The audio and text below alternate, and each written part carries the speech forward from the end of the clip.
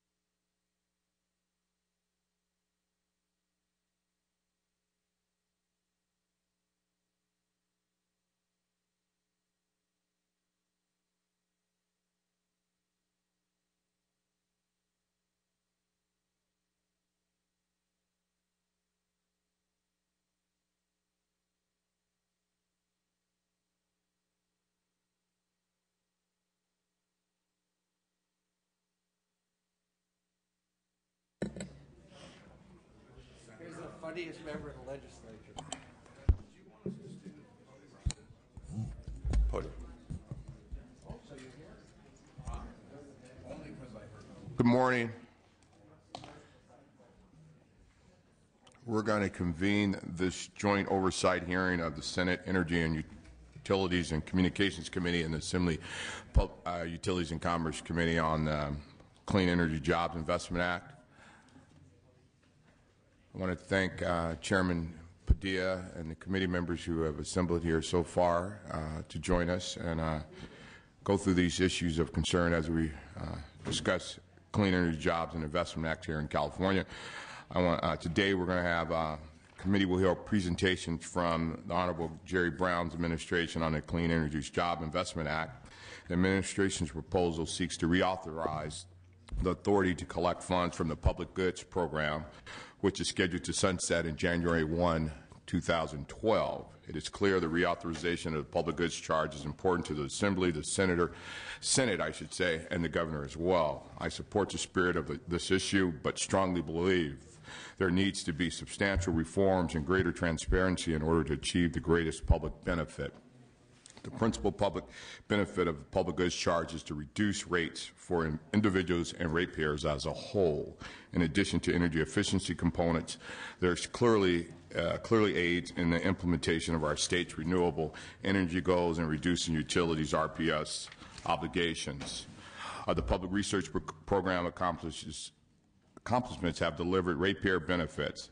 The commercialization of new generation of higher energy efficiency gas power plants, new energy efficiency household, business, and industrial products, and identified methods and technologies to manage and improve the transmission and distribution system reliability. I would like to encourage the stakeholders today to provide comments on the administration's proposal as well as any bills that have been that are presently being considered by the legislature. Senator Padilla, I at this time would love for you to provide your opening comments and go from there. So, thank you, Chairman Bradford. As you mentioned, today is not the beginning, but a continuation of the discussion of the public goods charge, which has been a major focus of both of our committees for more than just this last year. The public goods charge is the surcharge paid by electric utility ratepayers that funds the programs you've outlined, programs involving public interest energy research, energy efficiency, and renewable energy. The urgency of this conversation is driven by the fact that the surcharge, the statutory authority for the charge expires at the end of this year. So if it's going to continue uninterrupted, the legislature must approve an extension. The governor must approve that legislation for the extension, and it requires, by the way, a two-thirds vote of the legislature. Since early 2010, the Senate Energy Committee, similar to the Assembly Utilities Committee, has conducted extensive investigation and informational hearings. I count no less than 5 hearings that we've held on this issue. So we have been doing our due diligence. We have been hearing from members of the public, and we have been, before going forward on what the public goods charge could or should look like on a going forward basis, assessing how it's been implemented in the past decade. Several bills have been introduced in each House to extend the surcharge and modify how the programs are implemented. Those bills are clearly a reflection of the priorities and thoughts of their respective authors. Many of those bills have been heard in policy and fiscal committees, some have not. But on August 19th of this year, the Brown administration released language that reflects its priorities for the reauthorization of the public goods charge. And I believe that package in its totality is reflected in SB 1X28 and SB 1X29. The purpose of today's hearing is to allow the Brown administration to present its public goods charge proposal to both the Assembly and the Senate policy committees, and for us to get public input, public comment on that proposal in what this is, a very public forum.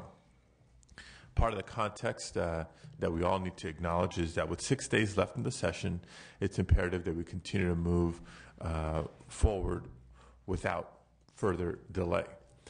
On the other hand, when it comes to the legislature, 6 days can be interpreted as dog years. Still plenty of time for amendments, for further revisions, for fine-tuning before arriving at a final product. So we acknowledge the proposal before us and the special session bills. We acknowledge the bills that are remaining in both houses of the legislature, and any and all elements of any or all of these bills could indeed find their way to the final package to be voted upon by the legislature before the end of our session. Clearly, there's some issues that remain to be resolved. In some areas, there's consensus or agreement. In other areas, there's differences of opinion. We're trying to work to bring those to closure. The purpose of today's hearing, we'll invite comments on any or all the public goods charge proposals that have been vetted. Today's focus is specifically the administration's proposal, so we invite anybody under public comment to give their specific opinions and suggestions to the governor's proposal. Before I end and we commence with hearing from the governor's representatives, I do want to make this final point. If nothing has become, if nothing else, what has become clear to our committees is that they're, given the economy and given not just economic pressures, but specifically rate pressures to residents and businesses throughout the state of California, they insist and they deserve to see value added from anything that's added to their electricity bills.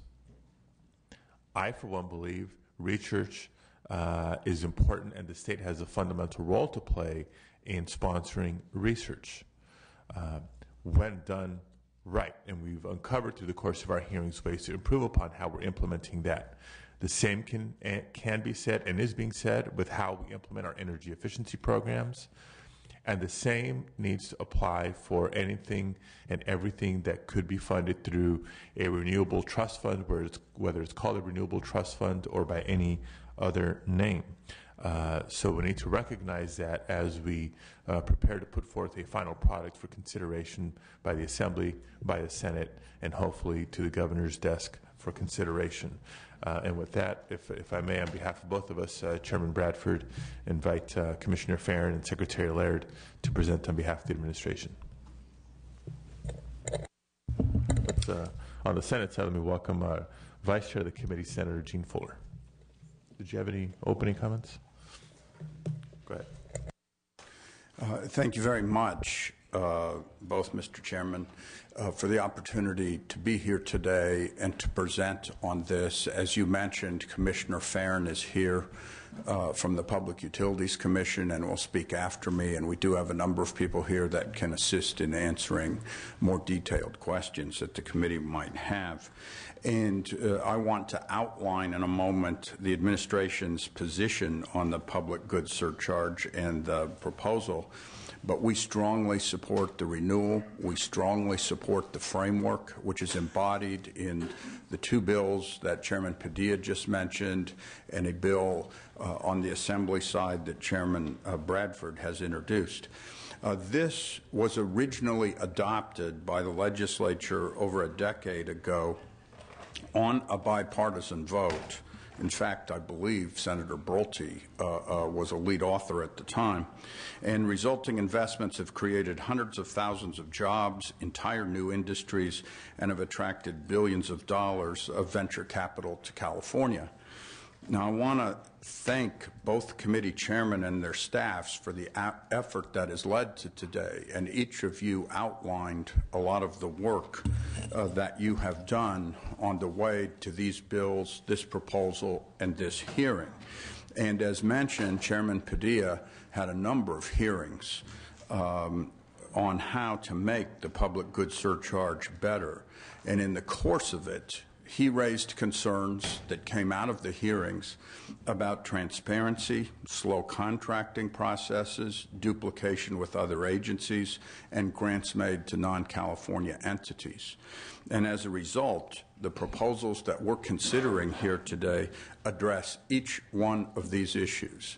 On transparency, there are stakeholder advisory committees that are created, clear delineations of projects, reporting.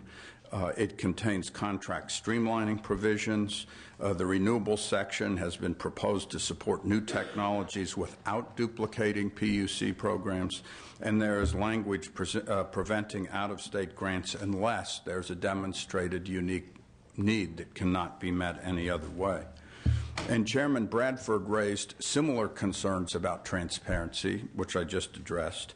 And he also asked for more opportunities for third-party providers, which this proposal contains. And he wanted to be sure that low and moderate income communities are not left out of these efforts. And this proposal directs the Public Utilities Commission, the PUC, to develop financing mechanisms that target moderate income and multifamily units to meet this goal in a better way than is happening now. And I mentioned these up front so that you understand that the work you've done since the beginning of the year, and in Senator Padilla's case, hearings that were even last year, have been valuable, have been reflected in this proposal, and show that there's been a long process leading to this proposal, these bills, and leading to this hearing. And it demonstrates that this effort will be fine-tuned, but it's an effort that already provides tens of thousands of jobs and works for California and can work even better going forward. And from these proposals in front of us, many of these jobs would be created in the most economically hard-hit areas of California. the Central Valley with investments in biogas technology, the Inland Empire and high desert areas with solar and wind projects, and forest communities with new biomass facilities. And looking at the significant successes that have been created by the public goods surcharge, it's provided seed funding for hundreds of clean energy companies in California that now employ thousands of people in manufacturing, installation, research, and design. It has provided funding to renewable energy companies like SunPower and NanoSolar, wind companies like NextEra, biogas facilities like Gill's Onions in Oxnard, and it's also funded energy efficiency technologies that are saving customers money on lighting, air conditioning, food processing, and other industrial functions, as well as water consumption, data centers, and other energy efficiency improvements. And the research part has brought in $70 for every dollar that has been invested by the state. That's an incredible return. And overall, in energy, California's efficiency policies over the last 30 years have saved ratepayers $56 billion and created 1.5 million new jobs. California has kept per capita electricity consumption flat while it's doubled in the rest of the nation. And this is one of the important pieces of that effort. And it's also important to say, and I remember this from the years that I was a city council member and we were doing energy efficiency programs at the local level, that when you save consumers money on energy, it's something that is money that's available to invest locally. 2 years ago, a University of California, Berkeley study found that money shifted from energy to other household spending supports 10 to 100 times more jobs than if spent on energy. So that is a key reason that ratepayers get a return above what they invest in this program.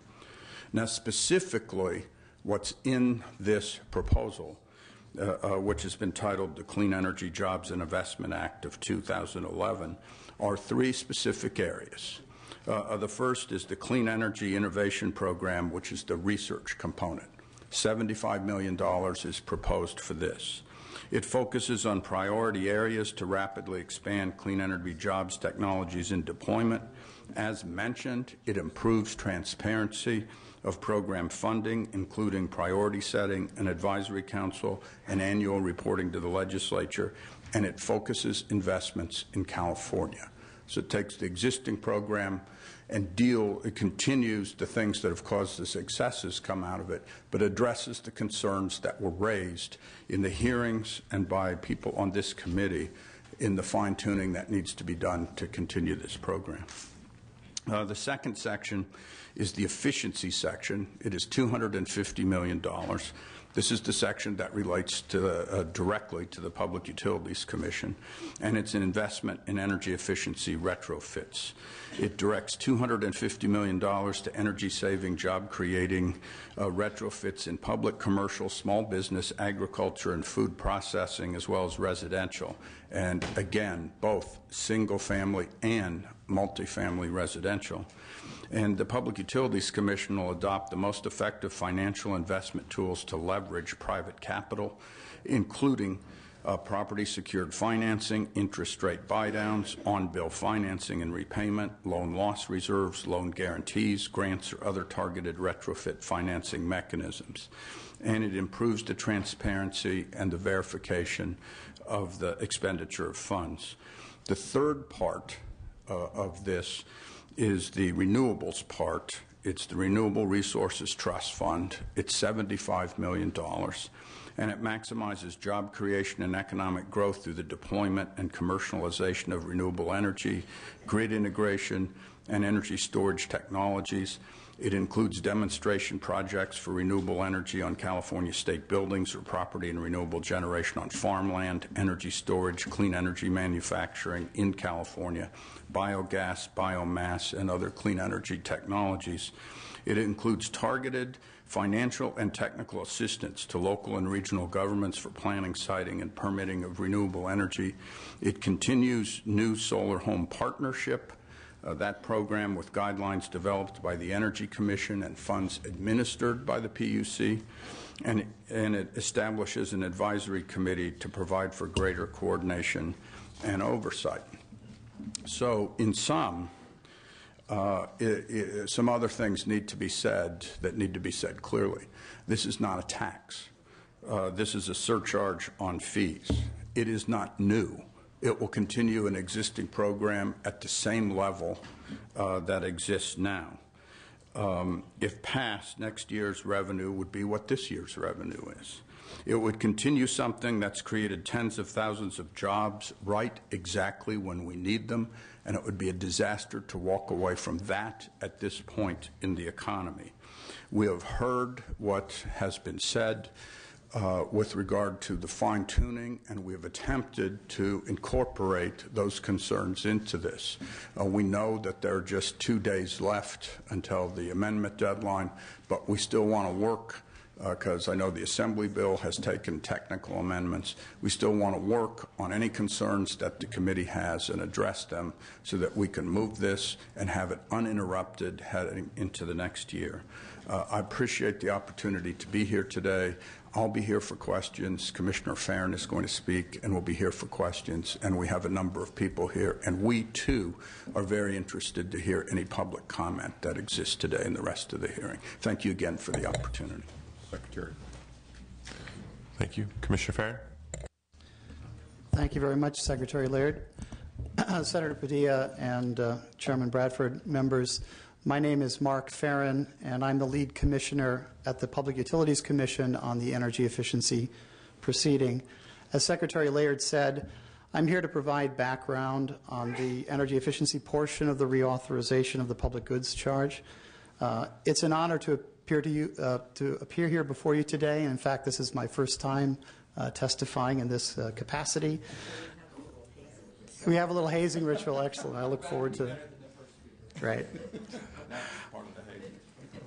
I'd like to add my thanks to Senator Padilla and Assemblymember Bradford for devoting the last several months to the public goods charge reauthorization. I know this is not an easy subject, but it's a very, very important program to the PUC, and I'm very grateful for what you've done. As you look at reauthorizing the public goods charge, you should look at the long and very successful history of energy efficiency here in California. Secretary Laird mentioned several of those. For instance, California's per capita electricity consumption is nearly flat over the last 35 years, while in the U.S. it's increased by 50%. California utility bills are 20% less than the U.S. average, and I share Senator Padilla's concern about rates. Yet, California households spend nearly $700 per year less than Texan counterparts. And overall energy savings avoided the equivalent of CO2 emissions from nearly 3 million cars and have avoided the need to build nearly 30 power plants. So this bill will continue this proud history. Secondly, the administration's bill will not result in rate increases for utility ratepayers. The bill dedicates the same amount of funds to all the public good charge programs as was dedicated to programs this year. Thirdly, these energy efficiency investments lead to substantial net ratepayer savings. Over the past 10 years, the California energy efficiency programs have created more than $5 billion in net benefits to consumers. That is, the energy savings benefits to consumers have exceeded the cost of the program to ratepayers by $5 billion. Energy efficiency must continue to be the best, cleanest, cheapest alternative for California that delivers a maximum bang for the buck. In summary, I believe the administration's bill protects and creates jobs, results in no new net rate increases, continues to generate substantial net benefits to ratepayers, and furthers California's role as the nation's leader in environmental protection and innovation. That said, the administration recognizes the need to fill in certain gaps in the current energy efficiency portfolio. I believe they've made needed changes in this bill, including greater transparency, encouraging private sector financing, focusing on deeper retrofits that will deliver greater savings and benefits over a longer period, and opening up the process to involve more stakeholders in deciding how to spend these precious dollars. Now, to speak to the energy efficiency portion of the bill itself, it has three key components. Number one, on retrofits. The bill focuses on the importance of energy efficiency retrofits, which by their very nature generate greater energy savings over a longer period of time, and in the process create domestic jobs in the construction and related industries. The bill has directed $250 million across all areas of the economy. Large facilities such as those in the commercial, public, agricultural, and food processing sectors, and in the residential sector, both middle income and low income, including both single-family homes and multifamily units. As it's envisioned, the energy efficiency money will provide stimulus to the California economy, both from direct jobs created doing the retrofit work and as a result of reduced utility bills for households, businesses, and governments. The second part surrounds financing. The bill addresses a key barrier to deep retrofits, and that is a lack of finance. As some of you may know, I spent the last 25 years in the banking industry prior to coming to the PUC, and this is of great personal interest to me.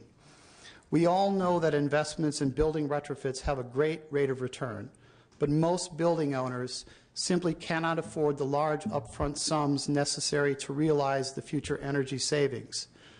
Upgrading the commercial and residential building stock in California will require multiple tens of billions of dollars, and we must find ways to encourage private capital to come to California. The bill will prioritize investment in financial programs that leverage private capital, such as property-secured financing, interest rate buy-downs, on-bill financing and repayment, loan loss reserves, loan guarantees, grants, and other targeted retrofit financing mechanisms. By combining ratepayer funds with private financing, every dollar of energy efficiency spending can be leveraged 5 to 10 times in terms of retrofits. The legislation directs the PUC to determine which among the menu of the financial investment tools I just listed are the most cost-effective. And finally, around process improvements, the bill provides greater transparency, more third-party participation, verification that funding has been spent as promised, and a requirement of cost-effectiveness. As Secretary Laird mentioned, advisory boards and other avenues for those not familiar with the somewhat arcane process of the Commission will help with this transparency. The CPUC will encourage local government participation in programs for public building retrofits, taking advantage of the great interest and initiative many local jurisdictions have demonstrated in this area over the last few years. And programs by the PUC must be cost-effective. That means that net ratepayer savings we have seen in the past must continue in the future. Moreover, in defining what is cost-effective, we need to better align state definitions with those of the federal government so that program participants can take maximum advantage of federal dollars offered for energy efficiency programs. In conclusion, the PUC must ensure that energy efficiency funds are spent in responsible and productive ways while also upholding the legislature's goals of advancing a clean energy future. This bill helps build a robust, diverse, competitive infrastructure of clean energy solutions and gives all electricity users and businesses the opportunity to take advantage of the programs, the funding support, and the jobs that will arise. The CPUC looks forward to working with you and seeking the input of a wide variety of stakeholders from our diverse communities and business circles to develop and deploy smart approaches to clean energy solutions across California. Again, I'd like to thank you for your support and for the honor of speaking to you today. Thank you. Thank you. At this point, we're going to open up for questions if any of the community members have for the presentations that we've just heard. Senator, you go ahead.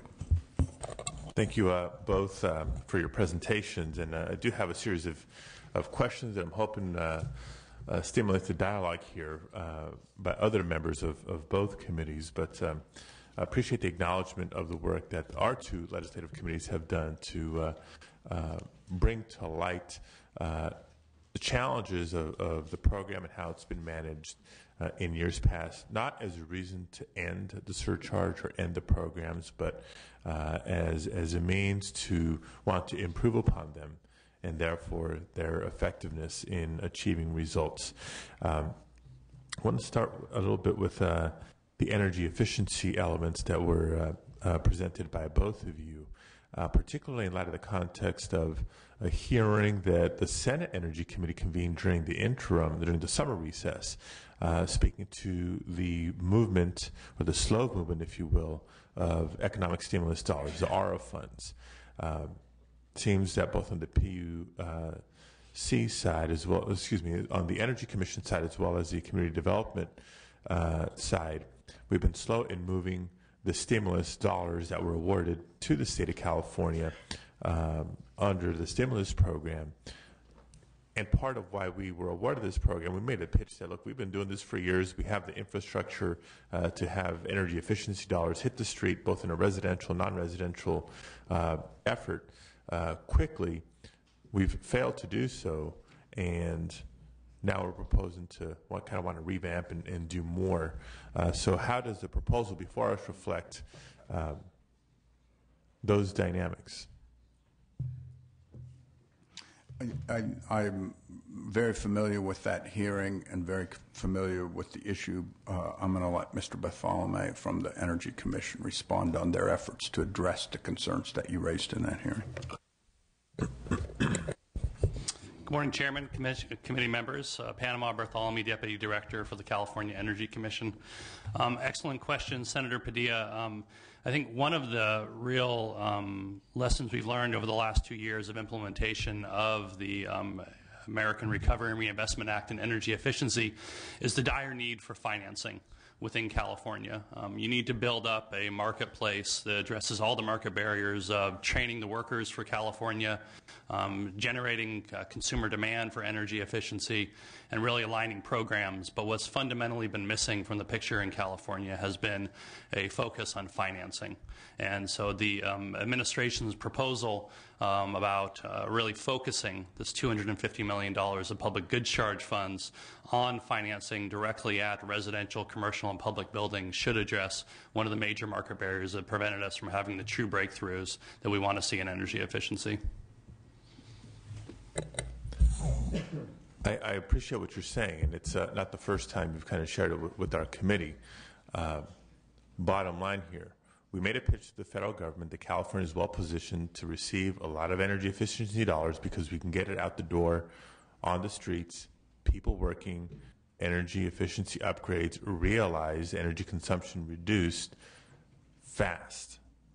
We failed to do so with the limited ARA dollars that we have, and now we're proposing to have a significant ongoing revenue stream to do just that. How are we addressing the capacity and performance issues through the Commission and through anybody the Commission contracts with for energy efficiency programs?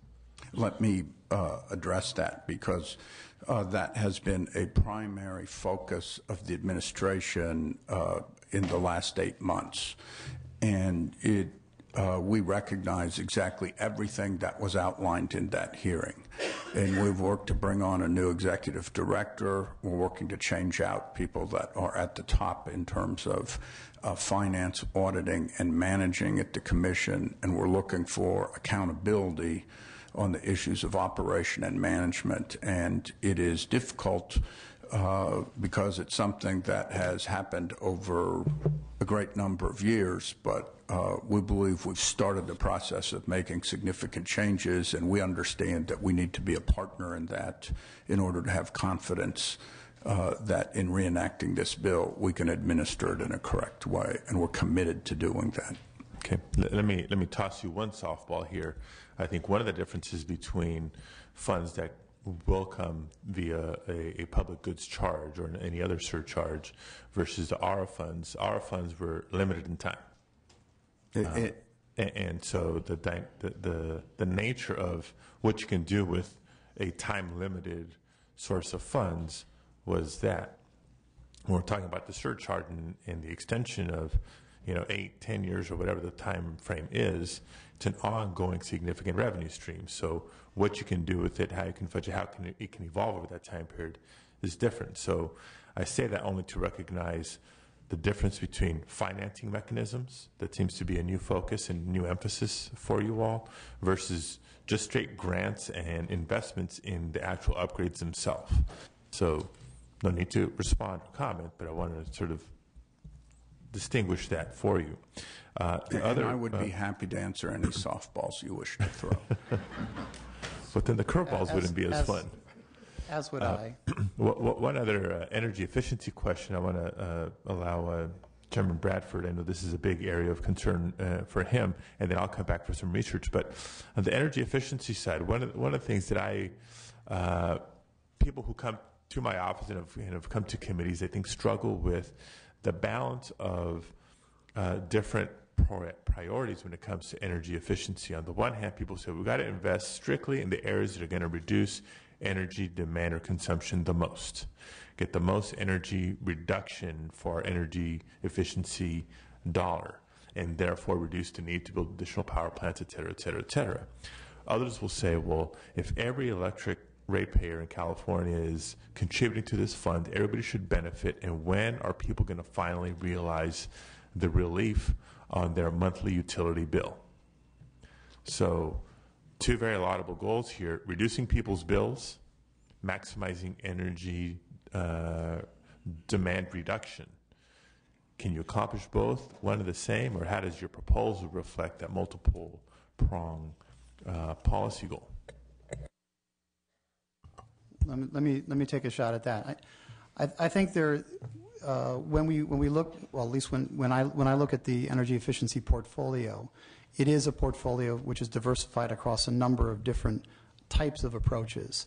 As you point out, approaches which are focused more on current resources that generate high returns in the short term is a key part of the portfolio to demonstrate that it is cost effective, that it's generating the kinds of returns that I referred to in my comments.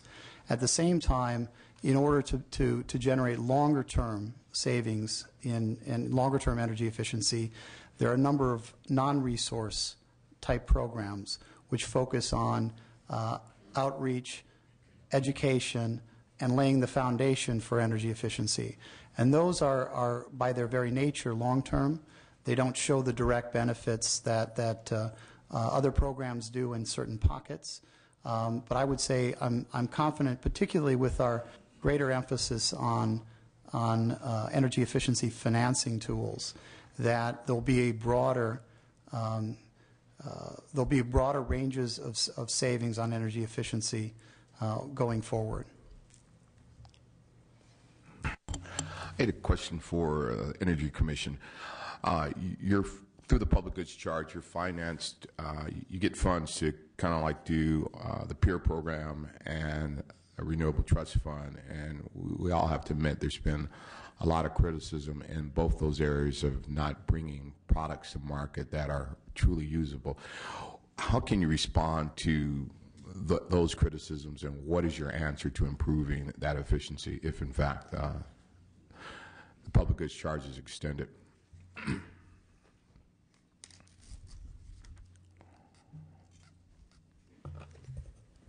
Good morning. I'm Lori Tenhope, the Deputy Director for Research and Development at the Energy Commission. We have several efforts to really increase the likelihood that technologies have a path to market. One is to develop technologies that will that we can partner with the utilities, and those successful efficiency research projects become the technologies that fit into an incentive program.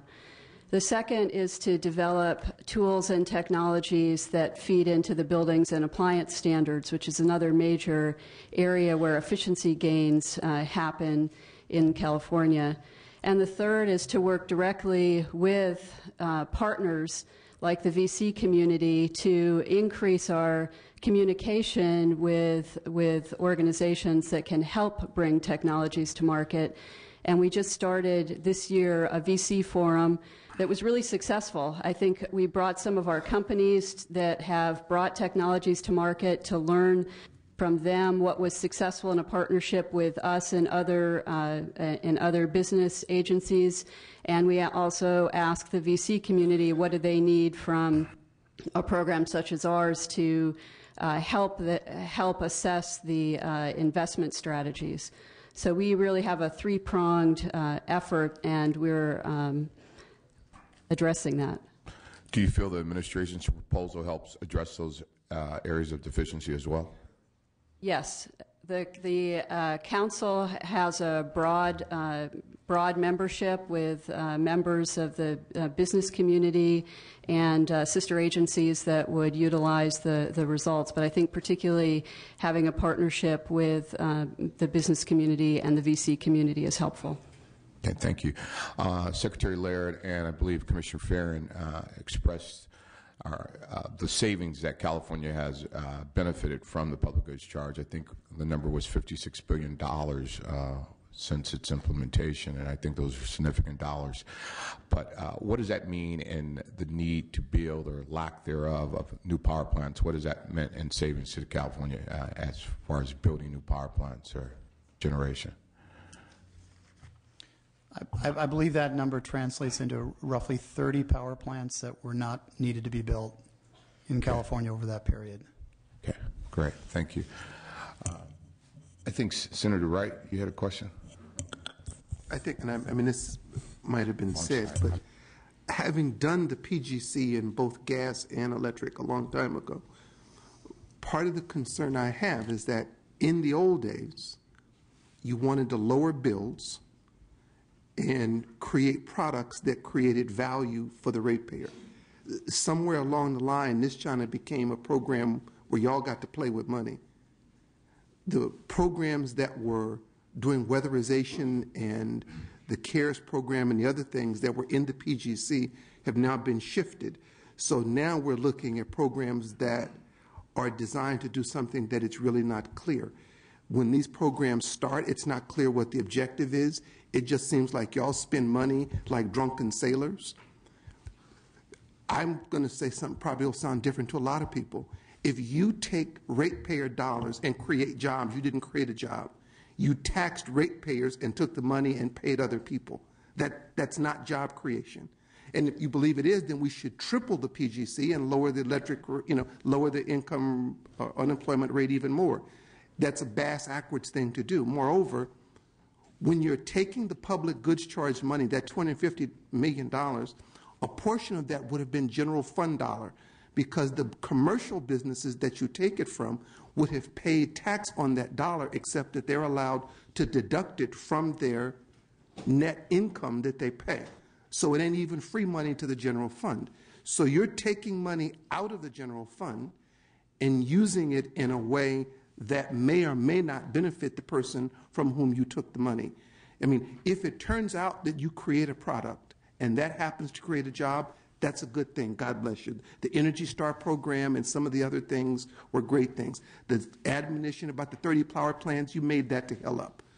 And we should stop doing that. That's just, well, I can't say bad things. I just came from Bible study. But it's never stopped you before. I'm just saying, I mean, these programs, I think, need to be much tighter.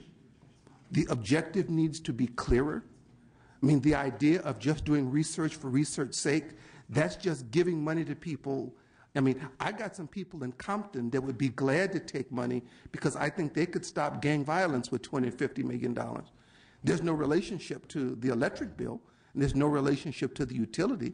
Therefore, we wouldn't give the people in Compton money. And I'm just saying that all of those things that we do that have a kind of open-ended kind of thing that can't be deduced to lowering somebody's electric bill, or that can't be reduced to a specific level of research that will create something of value, ought to be discontinued. I'm at the point where, given that we've already shifted the CARES program and the weatherization programs to another part of the bill, I'm at the point where all this should just be eliminated, because I'm not sure that it provides any value whatsoever to one of the poor ratepayers that I represent in Compton or Watts or some of the other parts. So I'm looking for those of you here to demonstrate that there is some value to the ratepayer. Not all the citizens of California, because that ain't where you're getting the money from. You're getting the money from ratepayers, and because they're ratepayer dollars, the value has to be demonstrated to them specifically. So I'm looking for that. Again, I'm at the point where, given that my CARES, my weatherization, my seniors, their issues relative to electricity and gas are taken care of, I'm ready to toss y'all over the side and give them back the money that you're taking from them that produces, at this point, no value to them. Let me take a shot at that. I certainly appreciate your frustration with the program, and coming in, having looked at it over the last 5 months, I can see that there are a number of areas that need to be tweaked. But you raise a number of concerns, and I want to try to address at least a few of those.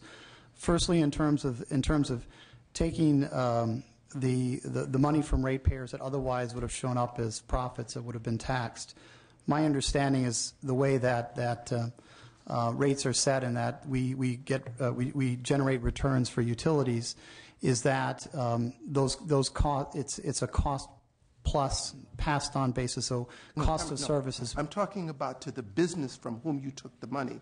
Businesses pay taxes on the net, not the gross. So if Joe's coffee shop down the street pays a higher electric bill, he deducts the increased energy cost from the income tax he would have paid to the state. I'm not talking about the utility. Right, okay, I understand that point. The second point, you talked about there being no return on the investment and that the money was spent in a wasteful manner, like drunken sailors. As I said in my opening comments, there has been a net return to ratepayers of roughly $5 billion over the course of the program. This is the difference between the measured benefit of the energy savings and the cost of the program.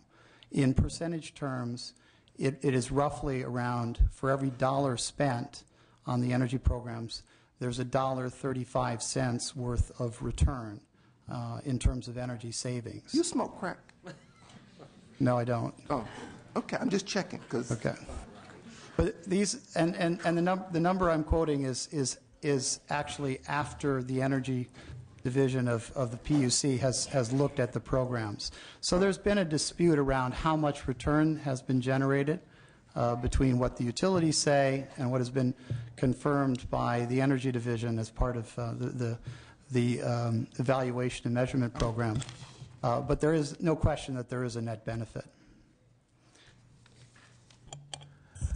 Senator Pavley, I know you had a question. Yes, thank you very much. I'm one of those believers in the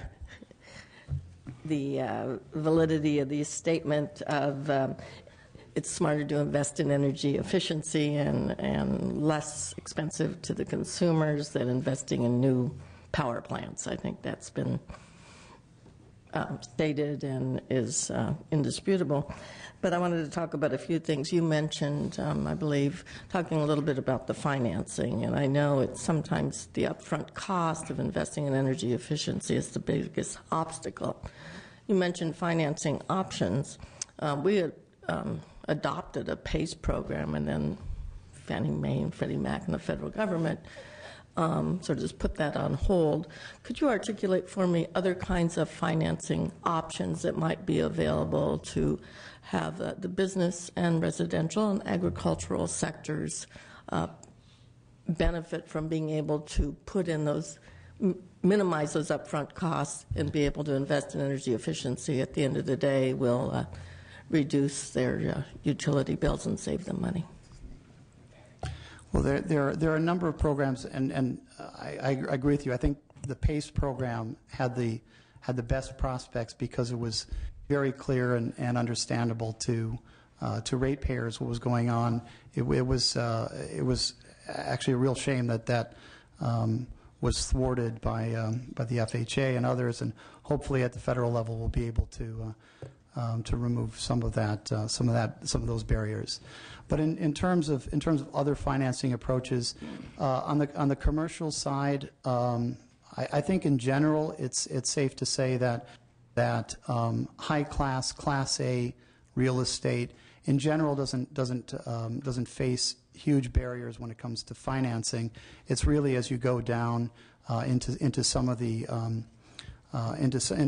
lower class lower levels of real estate property, where they could benefit from programs like an interest rate buy down, where the interest rate that they pay is has an element of a public wedge in there, where that reduces the net cost to the financing.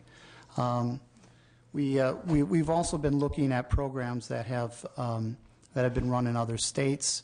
New York State, in particular, has just announced a program to help finance the retrofitting of public buildings, and we think that has has features that we could replicate here in California.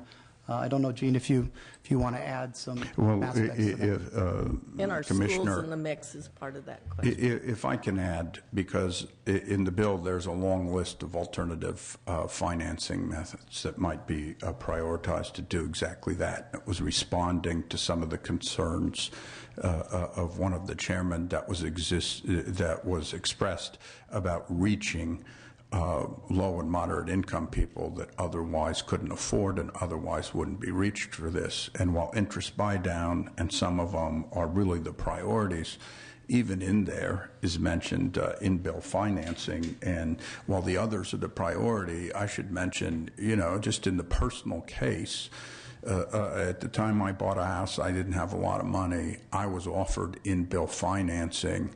I took it with regard to windows, insulation, weather stripping, other things. It was added to my bill. The energy savings equaled the amount of the addition for the loan, and then after 18 months, the loan went off and my bill went down. I was probably at best middle income at the time, and it did exactly what the concern was in the question about making sure that the upfront money was addressed in a way that it was affordable where it wouldn't be otherwise, and it resulted in energy savings that, with regard to the previous question, have continued for decades since then.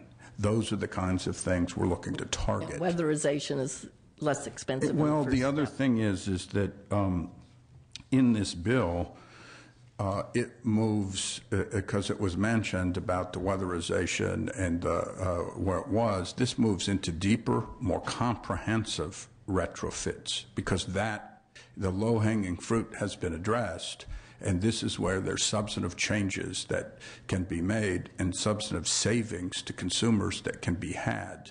And that is also the place where there are jobs created that are much more skilled and at a different level, and it's a place that leverages other money. So the real question that was asked earlier about how does this return to somebody that's average, one of the key ways is the way it leverages all the additional money into this. And when it leverages the additional money into this and it's creating jobs that are at a more skilled level, those are things that are exponentially past $1.24 a month or whatever it is to the consumer.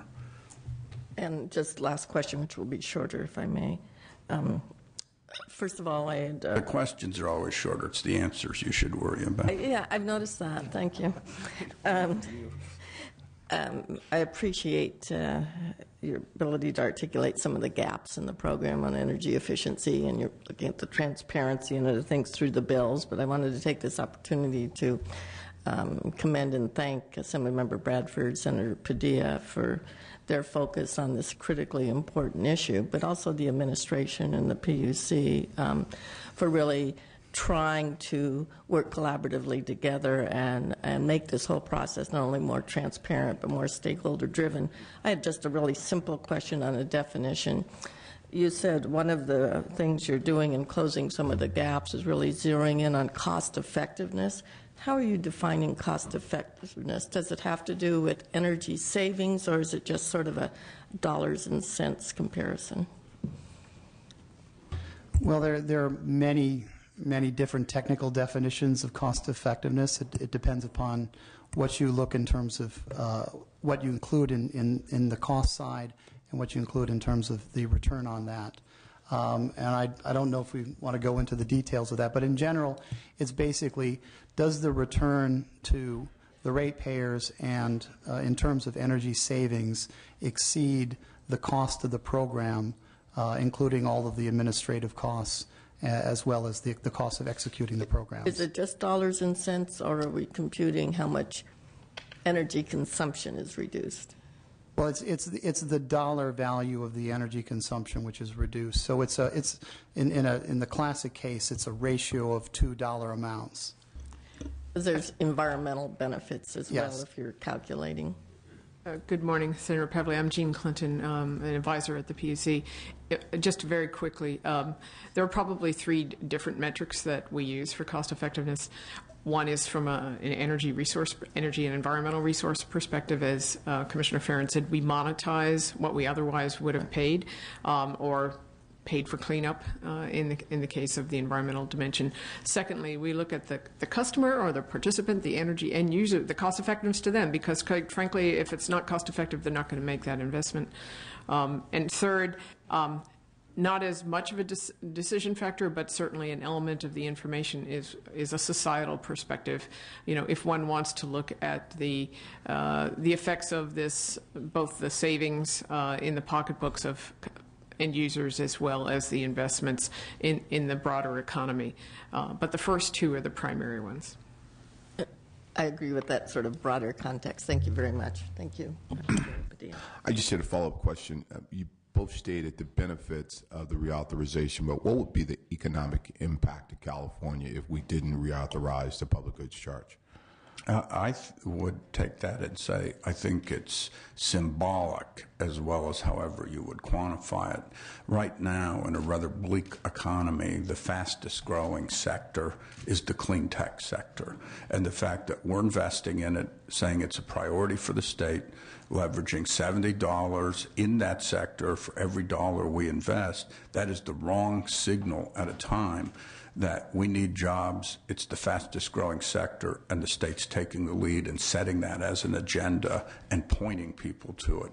I would hate to have the sector respond by thinking California isn't interested in looking elsewhere. So that's the key thing for me in making sure that it's reauthorized. Yeah, I would agree with that. I mean, I think the multiplier effect is not so much on the money, although that's very important. I think it is on the impact that it would have in terms of our development of the clean sector economy. If I could just put a dollar figure on it for those of you who might want it, I think we've estimated that the public goods charge adds about 1.5% to a utility bill. And if you take a household that maybe is paying $100 a month, they're paying $1.45 a month to support the efficiency, renewables, and research effort. Let me, if I may, Chairman Bradford, ask one more question on the energy efficiency piece and then a handful of questions on the research piece. There's clearly an emphasis to focus at $250 million on energy efficiency for sort of financing mechanisms.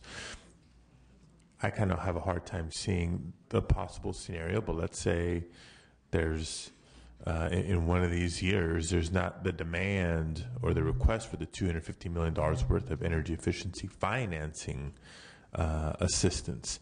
What flexibility have you built in, if any, to your proposal to allow for other strategies for using the money?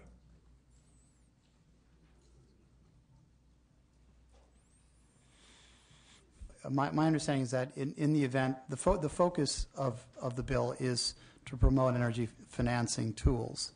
In the event that there's not an uptake or for whatever reason doesn't work, I believe the bill contemplates the flexibility that we would use that for more traditional energy efficiency programs.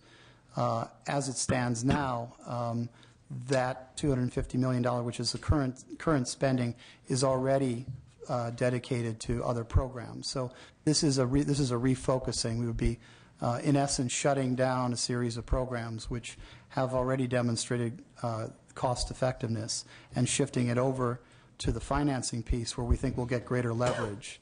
As I said, you get more bang for your buck if you can get $5 or $10 worth of private capital to match the $1 in public capital. Okay.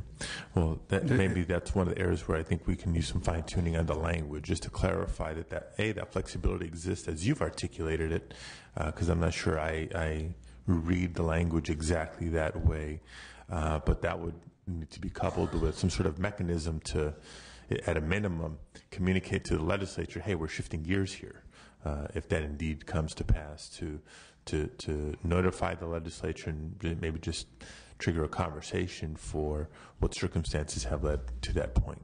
And Senator, I think we would work with you in the next couple of days if we determined that that the language isn't tweaked enough to address what we both believe is the priority. Right. On the research piece, I appreciate the movement I've seen from earlier informal conversations to the package that you distributed in terms of the additional focus for the research program. You also recognize the need for, I think, an enhanced role for the Research Council to play as a guide and oversight for the Energy Commission to help direct the research to priority areas. Can you speak to, on a spectrum or a scale, how much teeth this council should have, in your opinion? I can tell you my opinion, it should have a lot of authority versus just advisory, but whether it's on a scale of 1 to 10 or however you want to describe it, what you envision the role of the Research Council, from how much authority it should have over the areas of emphasis or focus for research. Yeah, I think that just to restate the obvious, the Research Council really is in response to concerns that both the chairman raised about transparency, direction, and goals. And so it was the attempt to address that completely. And on a 1 to 10, I always hate to quantify, but it's got to be close to 10 somewhere, because what we're doing is, yes, there's a mechanism for if the administration of the program, people believe it's totally off base or there's some radar that's broken, to deal with it. But I think it's putting people together that have expertise and represent different stakeholder communities to make sure it's directed, it's balanced, it's scientifically sound. And I think that when you respond to all those things, that means that that's going to suffice most of the time.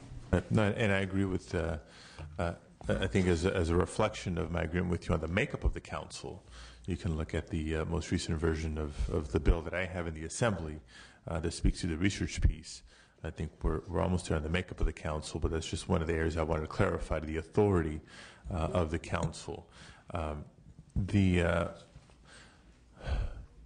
I actually would like your comments on this. Not that it's going to be a final loose end to tie in this legislation, but the beginning of a conversation on how, through some of the incentive programs, subsidies, assistance in any form, not so much the research piece, but the Renewable Trust Fund for renewable energies.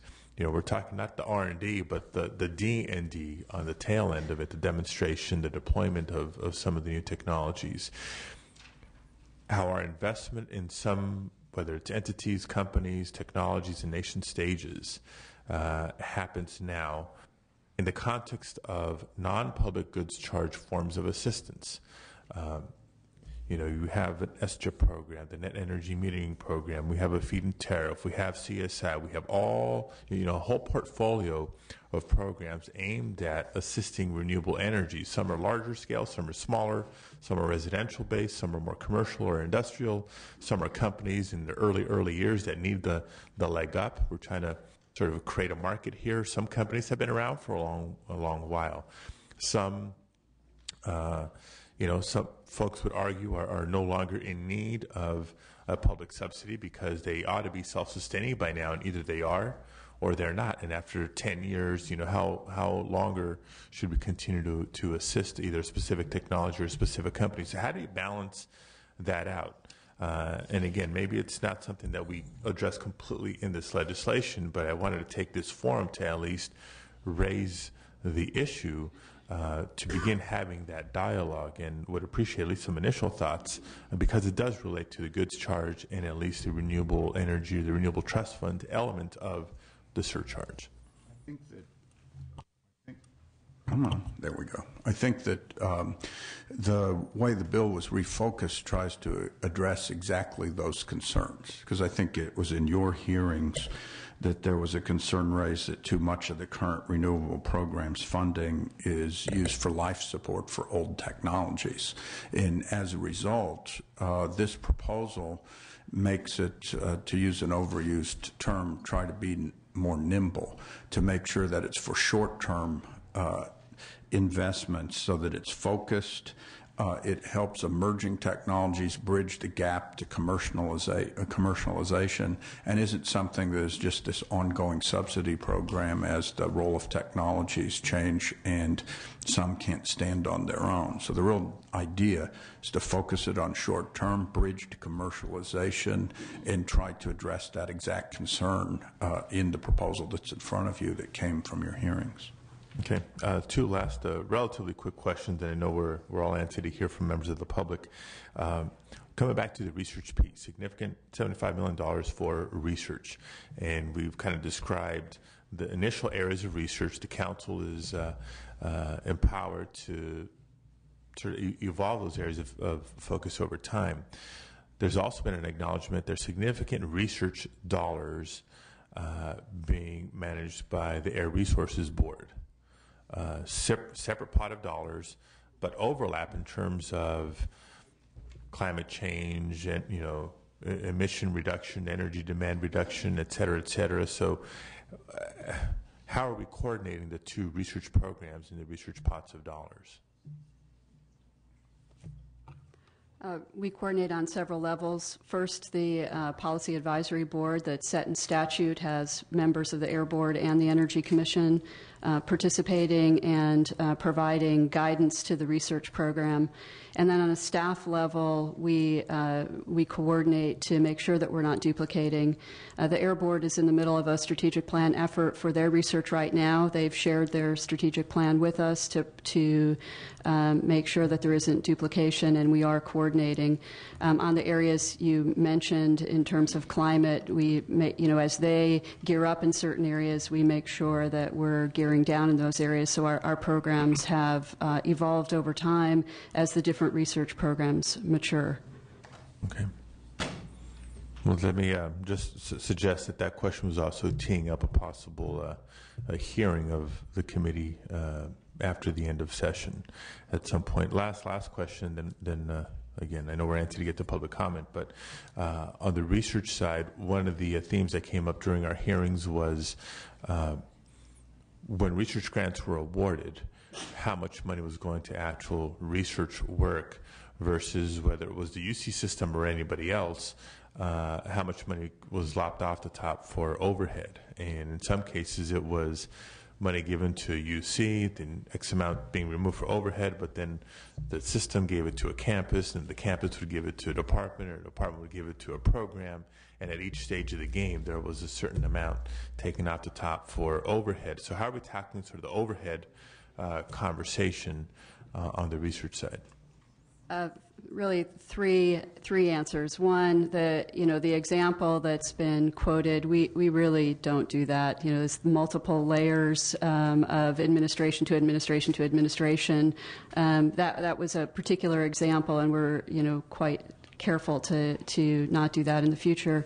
We've also taken a comprehensive look at overhead and administration across various contracts to look at what those percentages are and how we could best control it. It's kind of complicated. So my simple answer is we're changing our scoring criteria so we think that it will more effectively send a signal to contractors in their bids to lower the administration and overhead.